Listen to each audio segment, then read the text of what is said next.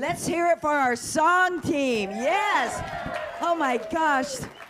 We are so blessed. I love that song that they just sang when it says, I love myself, I'm so beautiful, I'm so capable. I just kind of take that all in. Love it. Good morning, my beloved brothers and sisters in spirit. Welcome to the Center for Spiritual Living. My name is Judy Chapman, and I am your assistant minister here. And I'm so delighted that you're here this morning. It's so wonderful to look out there and see all your beautiful light coming forth from you, because you're glowing, because you're beautiful and capable, just like the song said. So we are a trans-denominational center, which simply means that we are all-inclusive. There's no creed, there's no dogma, there's only truth that sets us free. So we're here to learn about our spiritual tools that we have to make our life better, to make it grow and expand and be what we want it to be, what we put our intention and attention on. So welcome to our center. And we're going to start the service with our flames of faith.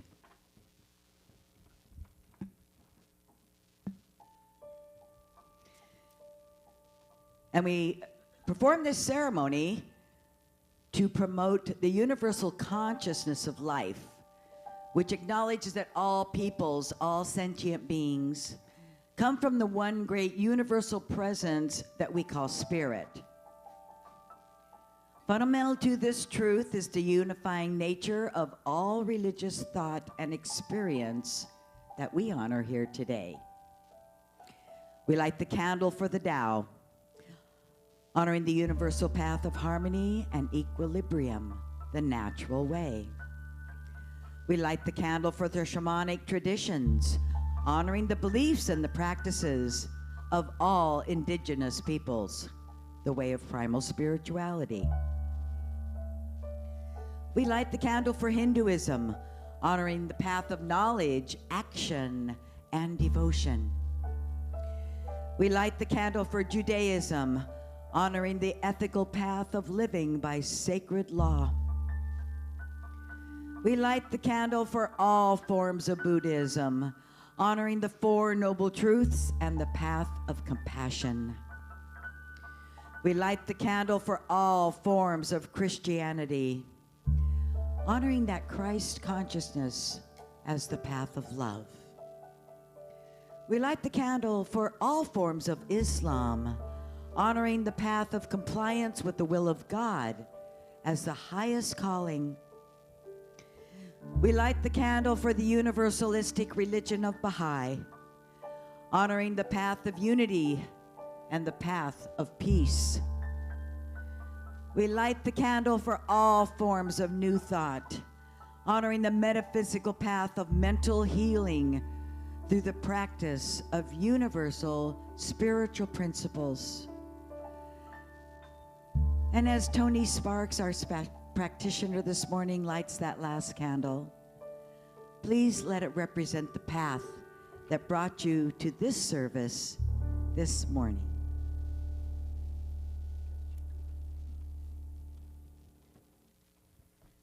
Now, please join me for 2 minutes of sacred silence.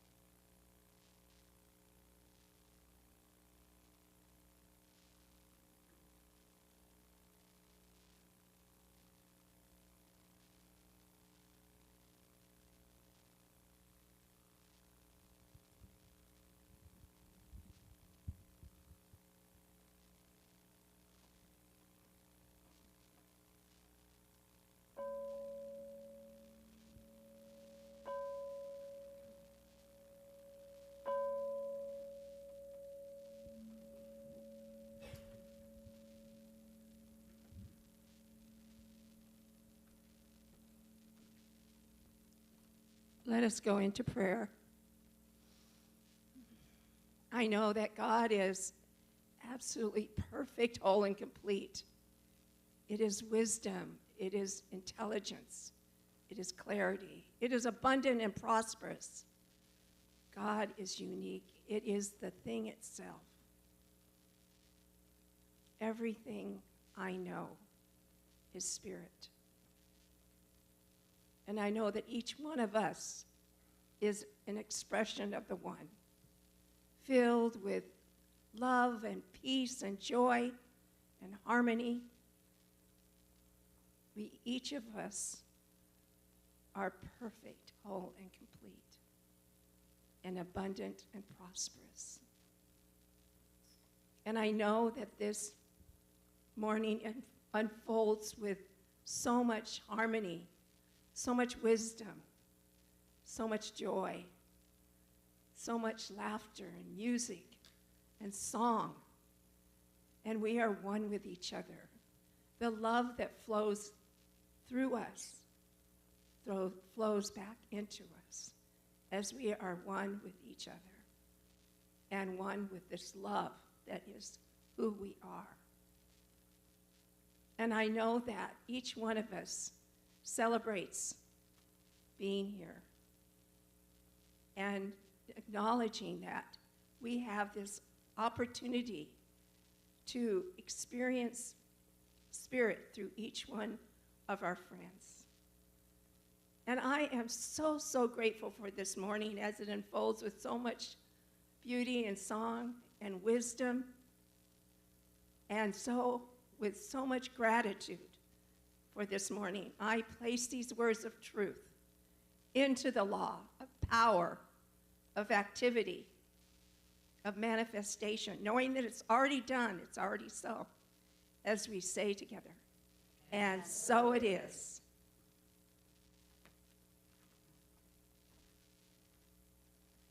Let us now read a portion of our global vision together, mindfully. We see a world that works for all, where humanity rediscovers personal creative power, where we live as one global family, where communities are involved in meaningful service to the world, and where there is peace, harmony, and justice for all. And now let us read today's affirmation mindfully together. I choose to remain conscious and aware of the presence of love, and so it is. Thank you so much, Tony. Oh, it is always such a joy to bring to our platform the talented, the dynamic, and the gorgeous Chelsea Van.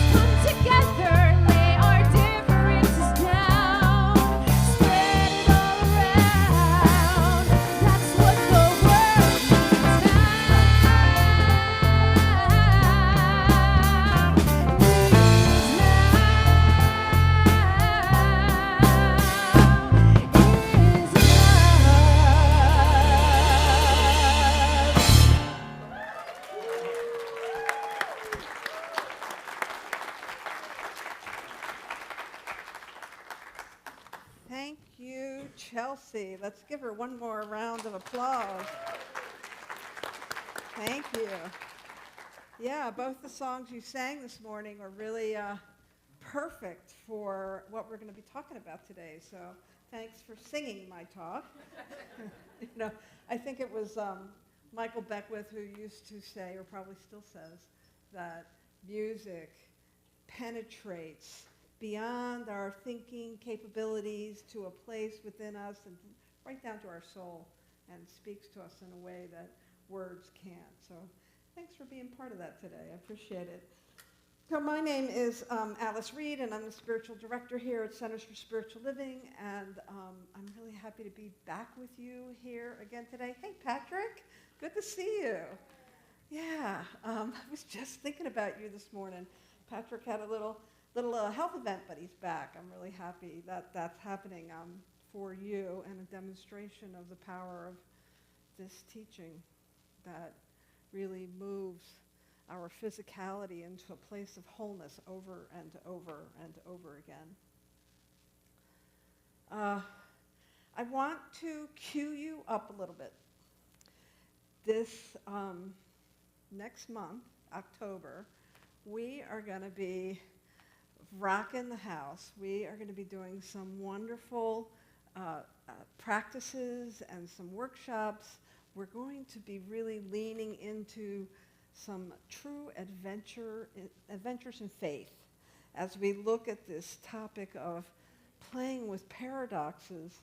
We're also going to be looking at who we are as a community and where we want to be and what's our next move and what's next for Centers for Spiritual Living Capistrano Valley.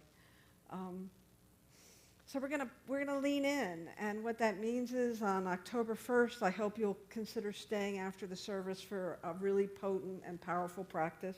I affectionately call it the Fear to Faith practice. It's a practice where we can see those places where we might have been stuck based on our past, and then we offer a beautiful practice to release the power of that so that we can step into wholeness. And in the second week of the month, we're going to have a town hall meeting after the service, and we'll be really looking at Centers for Spiritual Living, and we've been here for 11 years. Yeah, and so I think it's time to look ahead. And so we'll be talking about that at our town hall meeting on the second Sunday in October. On the third Sunday in October, we're going to do a community visioning after the service. So come for that, because that'll be a powerful way. If you haven't done visioning, it's a beautiful practice of opening ourselves up to inspiration in a mystical fashion. And it really is available to everyone. And then on the fourth week in October, we're going to wrap up our Adventures in Faith with a concert and a luau with the Kalama Brothers. Yeah, and so all that time as we do these little workshops after the service, during the service, we're going to be talking about paradoxes, and we're going to be looking at those places where paradox can really help us to open up and see a bigger picture. So are you in? Yes. Yeah. You do not want to miss this. It's going to be a great month.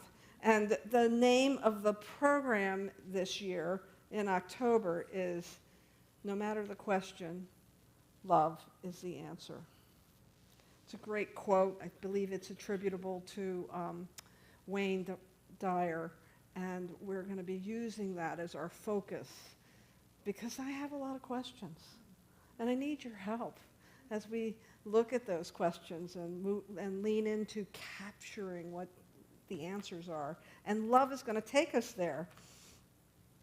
We're still living out loud. Are you all still living out loud this year? That's our theme for the year, and this month it's loving out loud. And we've touched on a bunch of different topics. We talked about choosing self-care and self-love and really moving into that place of loving ourselves enough so that we don't use any discord within ourselves to project that out onto others. So self-love is paramount, and number one, it's like putting the oxygen mask on first before you try to help others. It's dropping into a place of really knowing your wholeness. And then in week 2, we talked about choosing love without condition, and that means that love is love no matter what. Love is love no matter what. And while there might be some othering going on in our world, we know that there's no impediment, there's no box to check, that regardless of who you are, you get to choose how you want to love. Last week, I was glad to see finally saw your talk over the weekend, Reverend Karen, and it was amazing. Love thy neighbor. And she could have wrapped up the whole, it was really great. She could have wrapped up the whole month with her talk, because she really, really captured this idea of going deep with this idea of loving your neighbor and folded it into self-love, and love without condition, and then expressing that out in the world in some fashion. So today, love wins. That's our talk title today. And as I looked at that title, now you shop on game night, you'll see just how competitive I am. I enjoy a good game, but I don't like to think of love as some kind of competition, right? And yet, love wins is a potent statement that really bubbled up in 2015 when, I believe it was in June of 2015, when the Supreme Court ruled that banning same-sex marriage was unconstitutional. Yes. Yeah, right. It was a monumental moment in the equality movement, and it changed the lives of countless individuals who now had their love for each other validated by the law of the land. And as the plaintiffs who had taken that all the way to the Supreme Court, the lawyer and the plaintiff got on the steps of the Supreme Court in front of everybody and the reporters. They said, love wins. And it became this thing that was really the beautiful call to equality. And so from that perspective, it was a lot to celebrate. And so from that perspective, I can see that love wins. But what I want to look at a little bit is how sometimes we can go to the fight to try to win something before we anchor ourselves in consciousness. And that the truth is, there is nothing to fight. There's this beautiful quote that I heard, and I can't tell you who it's attributable to, but I learned it in conjunction with studying some work by Emma Curtis Hopkins, and it goes like this, that beauty is what love looks like, and joy is what love feels like. And I would complete that by saying that wholeness is what constitutes love. That it may look like beauty and it may feel like joy, but the truth is it's wholeness in expression. And so when we find ourselves in these places where we need to fight, when we feel the need to fight against something, well, I kind of want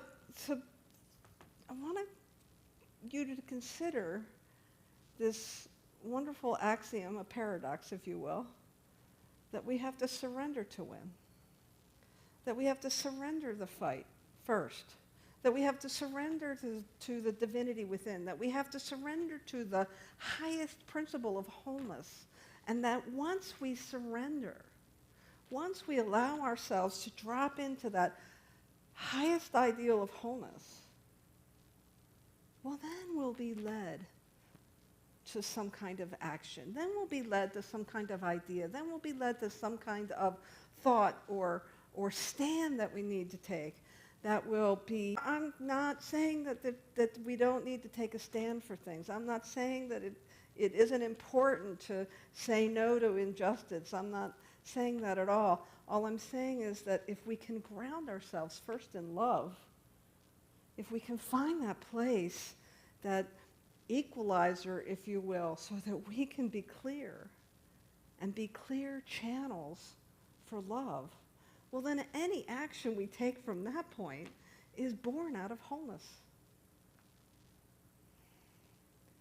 And instead of having all that wind up around the energy that we have to fight something, we've got the energy of purpose. We've got the energy of wholeness. We've got the energy of perfection that we can stand in.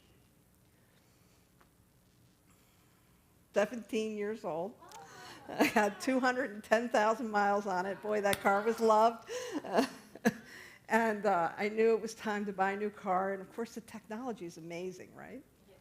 So I bought a plug-in hybrid electric vehicle. Wow. It's pretty cool. I can drive it all electric most of the time. And then when I need to go the distance, I can drive in hybrid. But it has this function called regenerative brakes. And it's kind of uses the power of resistance to create energy. When I'm coasting or braking, when I'm not actually moving forward, my car is creating power. And I want to tell you that love is regenerative too.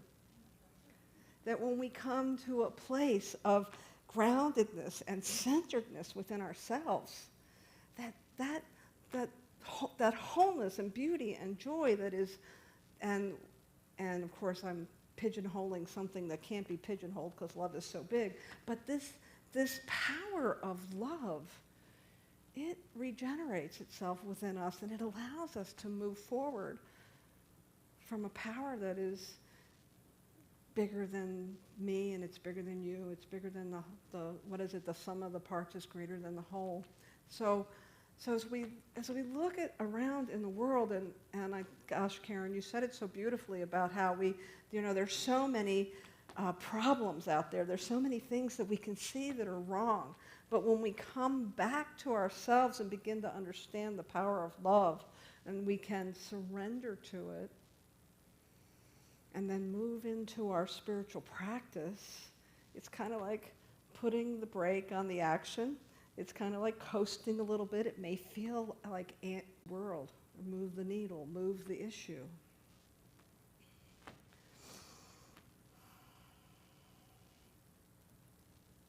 No, I'm not going to talk about that this morning.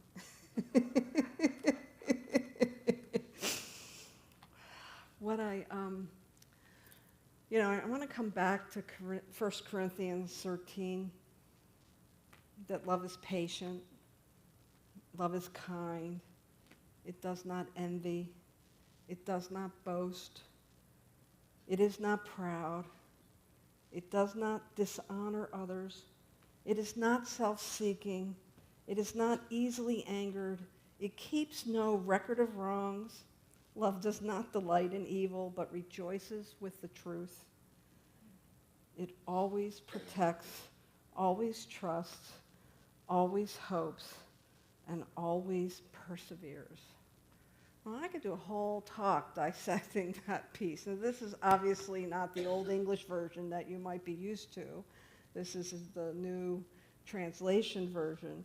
But it talks about this power of love, that when we can drop into it, it will shift any situation. I had an experience on Friday. I had a little home improvement project. So I thought I would build some shelves, the kind that just kind of, you push it together, no tools, easy peasy. I live alone. I was married to a contractor for 31 years, so this is not my highest skill set. I always counted on my ex-husband to do these kind of things. So I was feeling pretty good about myself. I got a good deal on the shelves, and I started to assemble them, and I was going to put them in my shed. So I took everything out of the shed, And it was going great.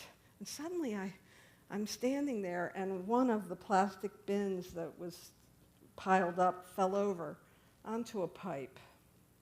And the next thing I knew, water was shooting 6 feet in the air.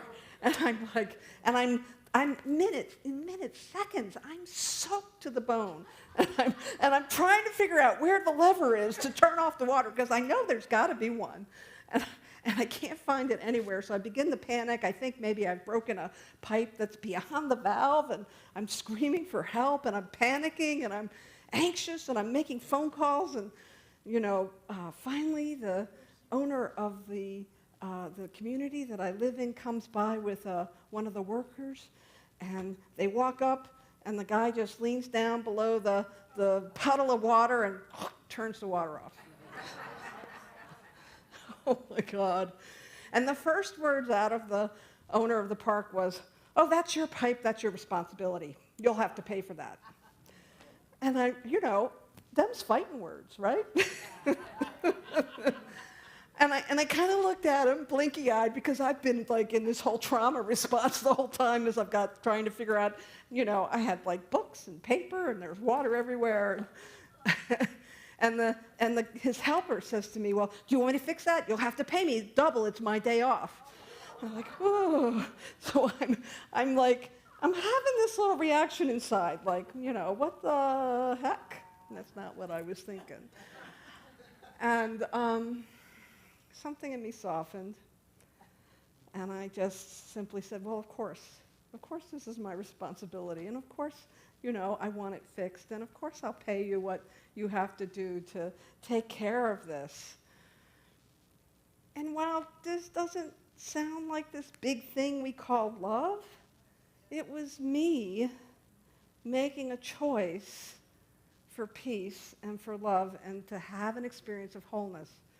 Now, the guy who told me it's my day off, you're going to have to pay me, he was darling.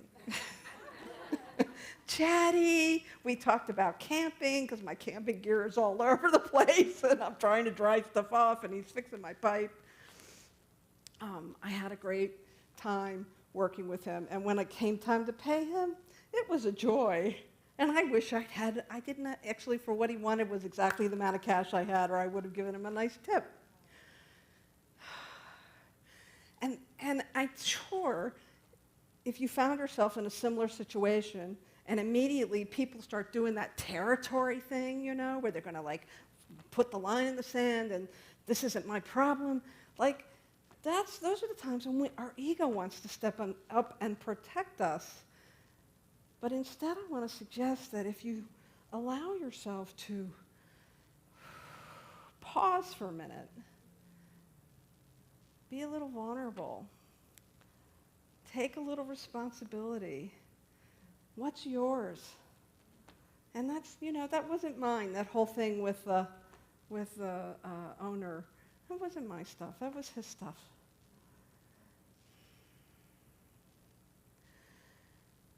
There's a lot of, I guess the way I would put it is there's a lot of folks in fear for what, they're going to lose what's theirs, or they're going to have to give away what's theirs, or someone's going to take away what's theirs. There's a lot of fear out there in the world. But what I know about love is that love always triumphs over fear. That when we look at this idea of love wins, it isn't that I slayed these two gentlemen who came up and were a little bit threatening to a woman who was feeling a little, I was feeling pretty helpless and powerless at the moment. They weren't trying to squash me or anything like that. They were just in fear, and I didn't respond with fear. So I allowed myself to respond with love. And as subtle as it was, it made for a much better afternoon as the day went on. The other thing I know about love is that it transcends boundaries. It doesn't know us and them. It doesn't understand this idea of yours and mine. It only knows wholeness. It only knows oneness. And so when we can engage love in our relationships, when we can, or our exchanges with strangers, when we can engage, I'll call it a vibration of love. Because, I mean, I wasn't going to say to the property owner when he demanded that it was my responsibility and I'd have to pay for it, I was going to say, oh, I love you. You know, they might have turned tail and ran. But I changed my vibration, right? I changed my vibration because I knew that that fighting was not going to get me anywhere. The other thing that we know about love is that it's always a force for healing. It can repair the things that we have no idea how to repair. It can repair a broken heart. It can, a kind word to somebody who's having a frustrating day can repair a day that's been going south all day, where someone feels supported. The reason I had such a nice time talking to the worker in my community was because I felt supported. Like I engaged him and he engaged me, and then I felt that support. Like that's what love will do. It will find a way for us to feel supported. The other thing that love does is it prompts us to some action, however subtle or however direct it is. That when we engage love, when we come to that place of being centered in peace, in beauty, in joy, in wholeness, when we center ourselves in that, well, then we'll be prompted to take some action, even if it's just to relax a little and look at the big picture. I do find that our culture has sort of evolved into this place where we're always trying to fix things. We're always trying to make things right. The thing I wasn't going to talk about, I think I'll talk about a little bit here. Right now there are over 520 bills so far this year that are anti-LGBTQ in the various states. 520. It's more than the total of the last 5 years of bills that have been brought forward. And about 70 of them have passed. And we have all this energy against, all this energy with trying to fight something, all this energy of fear of something clearly that is scaring our populace and trying to fix something that doesn't need to be fixed. And the reason I bring it up is that you have all this legislation about 10% of the population.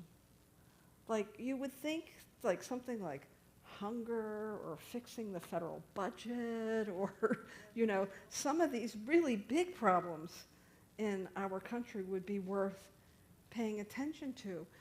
But what I know about fear is that it gets us at the low-hanging fruit and distracts us and keeps us in the dark. And so when we begin to engage love, well, then we can recognize that it's transcending boundaries and that it's going to heal whatever it is that's in front of us, and then it prompts us to act in a way that is supportive of the situation. And the last thing I want to say about love is that it requires practice.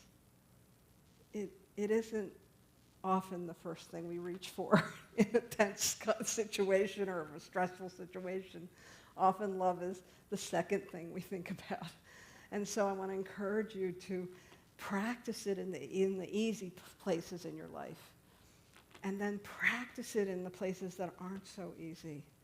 So that when you're in the impossible situations, the situations that seem that there's just no way through, you'll have built the muscle to draw from love, to draw from the power that is greater than us, that Holmes talks about this as we talk about our philosophy. Holmes says that there is a power in the universe greater than you are, and you can use it. And what I want to add to is when we find ourselves in those difficult situations, those impossible places where there's no way out, there's no cure, there's no solution, and we adopt a place of standing in the truth of love, that not only is there a power in the universe greater than you and you can use it, but it can use you. I want to be used up when I'm done. I want love to use me completely so that there's nothing left. And I hope the same for you. Ernest Holmes has a couple of quotes that I'll wrap this up with about love. He says, "Nothing can keep us from the love of God. What a comfort!" Exclamation point. What a joy to know that all is well with the soul. And when he's talking about this idea that even the condition, the experience, the circumstance that comes up that doesn't look anything like love is not an obstacle. It's an opportunity. It's an opportunity for us to draw upon that wealth of love, that practice of love that we continue to lean into. And he goes on to say that if we look at love long enough, we shall become lovely, for this is the way of love. God is love. If we gaze longingly at joy, it will make its home with us, and we shall enter its portals and be happy. Yeah. Love is the only answer. What the world needs is love. And what I want to let you know is Spirit wants to use you as its emissary, as its vehicle, so that this is our calling. And when we accept it as our calling, love wins. Thank you very much. Thank you.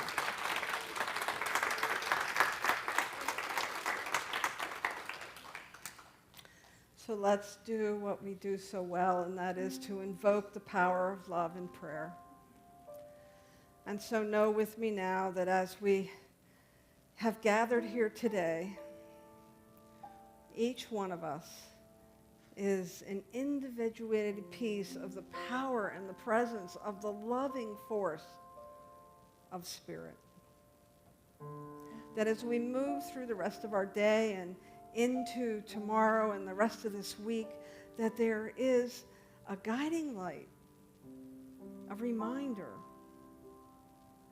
that nothing is impossible, that there is no power in obstacles or problems, but that our true power lies in embracing love, in choosing love, in denying the power of hatred and bias and prejudice and racism and otherism, and instead choosing the power of love, which brings us home to oneness over and over and over again.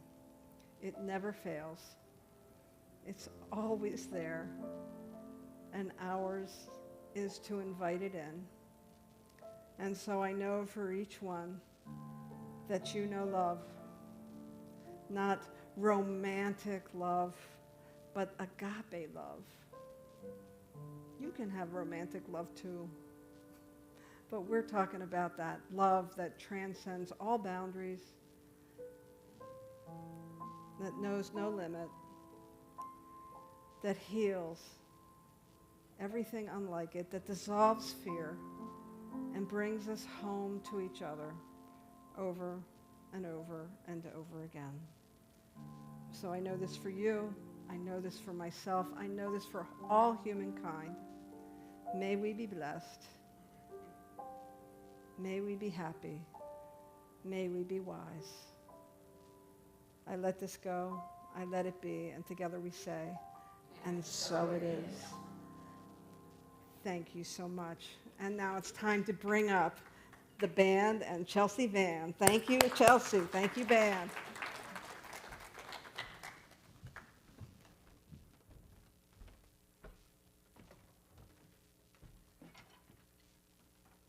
Thank you, Reverend Alice.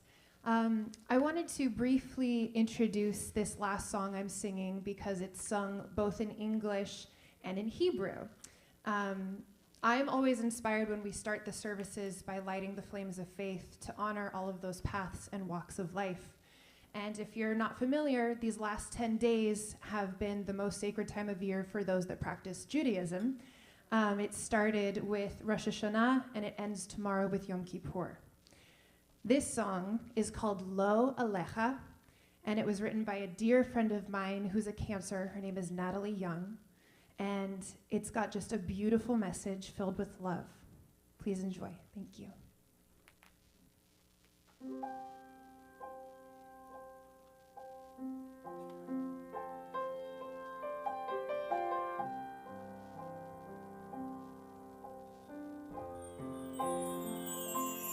When the world feels too heavy on your shoulders and your heart aches with all there is to do,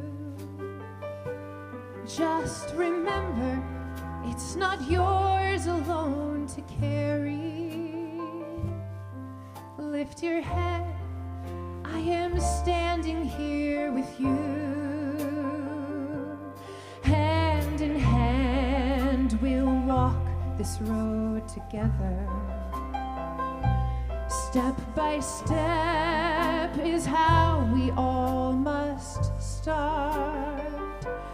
Build the world through acts of love and kindness. Fix the world by mending every heart.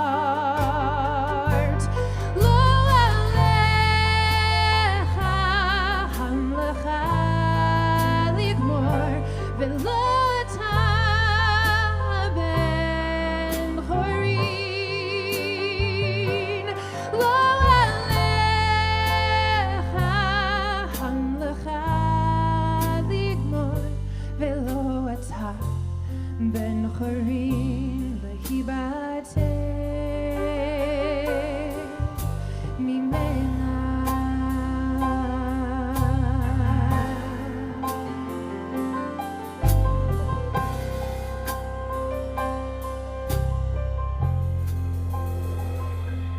Take a breath when you are feeling weary.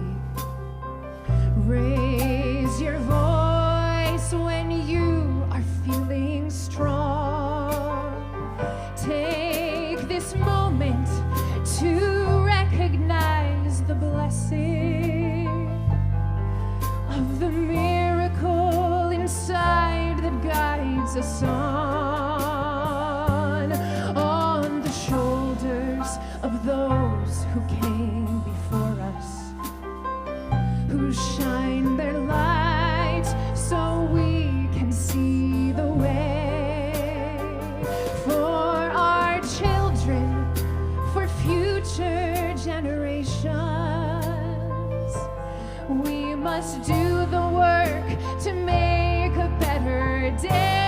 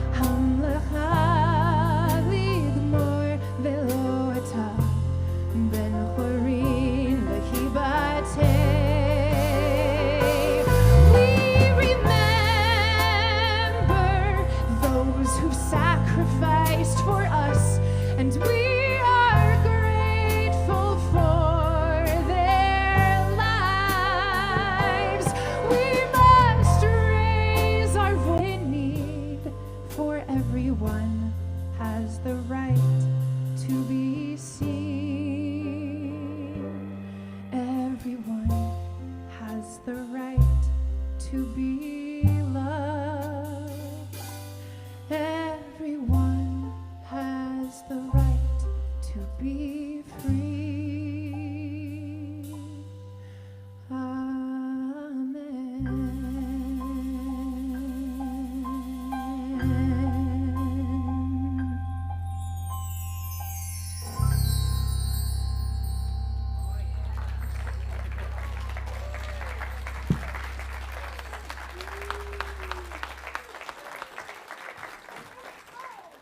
you so much, Chelsea. That just went right straight into the heart.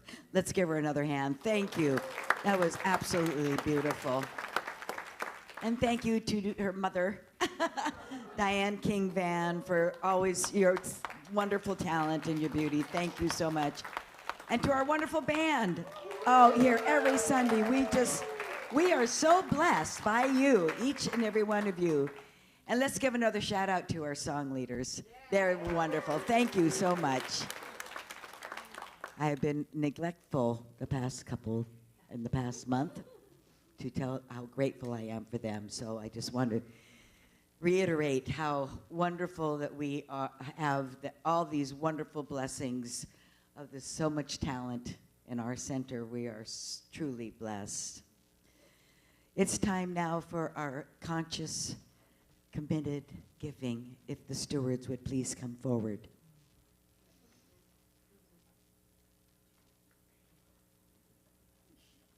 If this is your day to give, then please place your gift into the basket. If it is not, there's a card on the seat in front of you.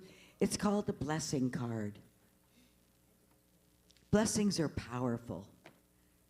Just as money is powerful, so are blessings. And the blessing card says, in deep gratitude for all the blessings, I place this card in the basket. I ask that these offerings be blessed, appreciated, and multiplied. It is my honor to give my blessing in this way. Thank you, God. Thank you, universe. Thank you, Spirit.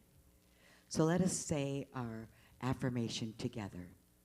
My offering is my acceptance of God as the source of my supply, and it symbolizes my faith in the abundant flow of this supply.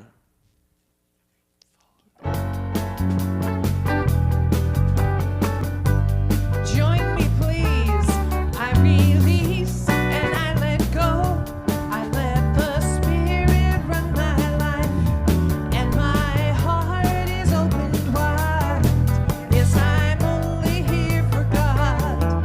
No more struggle, no more strife.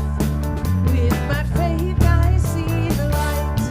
I am free in the Spirit. Yes, I'm only here for God. Come on, I release and I let go. I let the Spirit run my life, and my heart is open wide. Yes, I'm only here for God. No more struggle, no more strife. With my faith, I see the light. I am free in the Spirit. Yes, I'm only here. One more time. I release and I let go. I let the Spirit run my life, and my heart is open wide. Yes, I'm only here for God. No more struggle, no more strife. With my faith, I see the light. I am free in the Spirit. Yes, I'm only here for. Recipient is blessed with the abundant love of God. And so it is. Thank you. Thank you. So if we have a gift, if you are a guest here for the first time today, and if you would raise your hand, we can bring it to you. You're ready? Okay, seeing none, bring a guest next week, okay? Well, next week is Friendship Sunday. We have a potluck next Sunday, and bring a friend, and they'll get another gift. We have 3 practitioners available to you today. A practitioner is a person who has been in classes, trained in the art and the science of affirmative prayer. Our practitioners today are Tony Sparks, Kathy Story, and Cheryl Lyman. And Cheryl has been holding the high watch for us today throughout this entire service.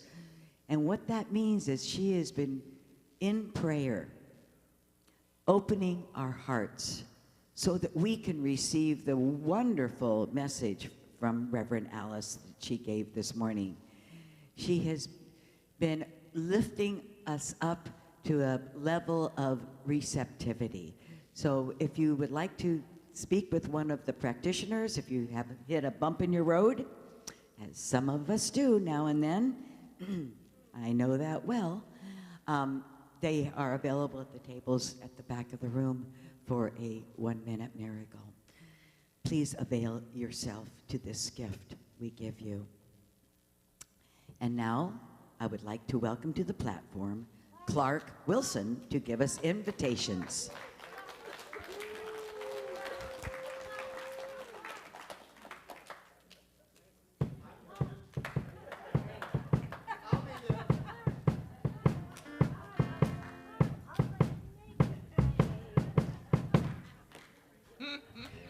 You know, Dave, sometimes everybody's a comedian. Isn't that right? Okay. You are invited to stay for Conscious Connection after the service today. Join a small group discussion about today's message. Mary Brogdon facilitates the discussion as she does every Sunday. It is your lucky day, as we have 3 openings available for our Monday evening Friendship Circle, which meets on the 3rd Monday of the month. A Friendship Circle is a small gathering of 8 to 10 people that meets once a month in the setting of a member's home. It's a time to get to know each other in a deeper and more meaningful way. It is a time for spiritual practice as well as an opportunity to discuss rich and meaningful topics with each other. If you are interested, act quickly because participation in the Friendship Circles close fast. See Reverend Carla or Patrick Freeman, who is here today, right after the service for sign up for more information. Next Sunday is Potluck Sunday. Woohoo! Food we're going to eat.